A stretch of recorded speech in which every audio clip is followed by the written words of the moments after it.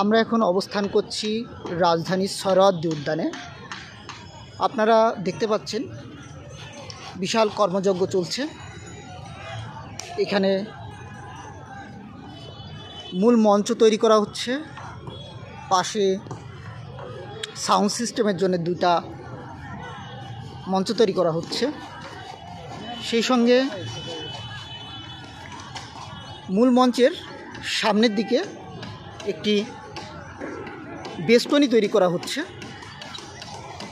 এই পুরো কর্মযজ্ঞই হচ্ছে আগামীকাল 12 এপ্রিল যে মার্চ ফর গাজা নামে একটি কর্মসূচির ঘোষণা দেওয়া হয়েছে, যেটি ঘোষণা দিয়েছে প্যালেস্টাইন সলিডারিটি মুভমেন্ট নামের একটি প্ল্যাটফর্ম। সংগঠনটি আশা করছে আগামীকালের যে কর্মসূচি, সেই কর্মসূচি হবে রাজধানী ঢাকার ইতিহাসে সবচাইতে বড় জমায়েত। ইতিমধ্যে আপনারা জানেন সোশ্যাল মিডিয়ায় এই কর্মসূচি ঘিরে ব্যাপক আলোচনা হচ্ছে। অনেক সামাজিক সংগঠন, রাজনৈতিক সংগঠন, রাজনৈতিক নেতা এবং সোশ্যাল মিডিয়া অ্যাক্টিভিস্ট, জনপ্রিয় ব্যক্তিবর্গ এই কর্মসূচিতে যোগ দেওয়ার বিষয়ে আহ্বান জানাচ্ছেন। ধারণা করা হচ্ছে কয়েক লক্ষ মানুষ কাল এই কর্মসূচিতে যোগ দিয়ে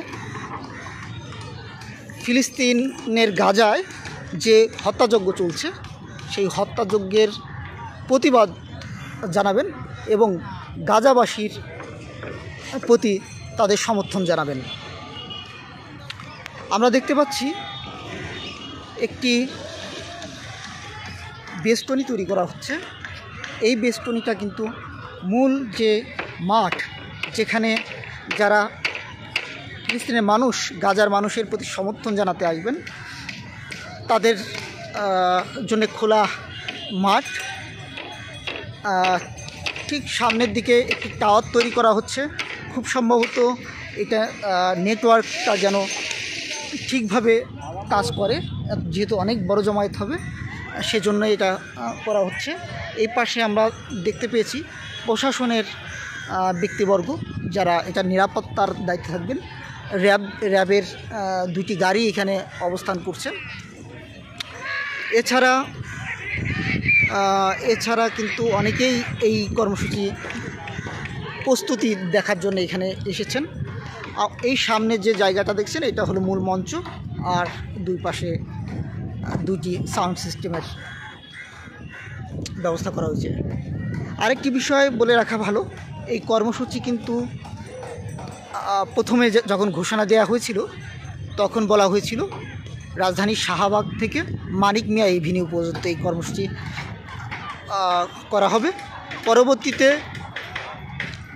এটা পরিবর্তন করে সোহরাওয়ার্দী উদ্যানে জমায়েতের ঘোষণা দেওয়া হয়।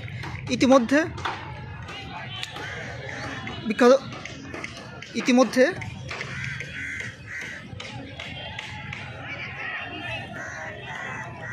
বড় বড় আলেম, জনপ্রিয় ব্যক্তিরা যেমন মিজানুর রহমান আজহারি,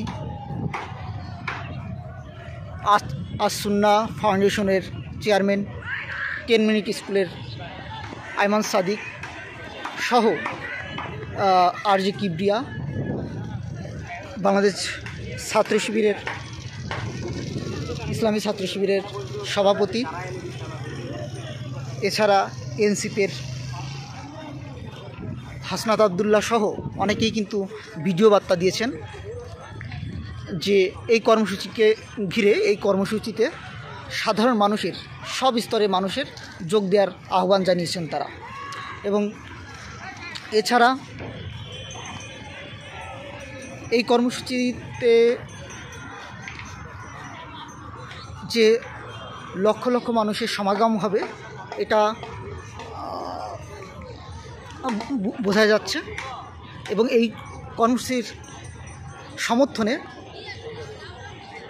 সামাজিক যোগাযোগ মাধ্যমে কিন্তু ব্যাপক আলোচনা হচ্ছে।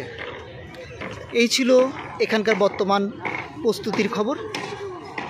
আমাদের আগামীকালের আপডেট জানতে এবং ঢাকা শহরের আপডেট জানতে ঢাকা আওয়ারের পেজে, ফেসবুক পেজ এবং ইউটিউবে এবং আমাদের ওয়েবসাইটে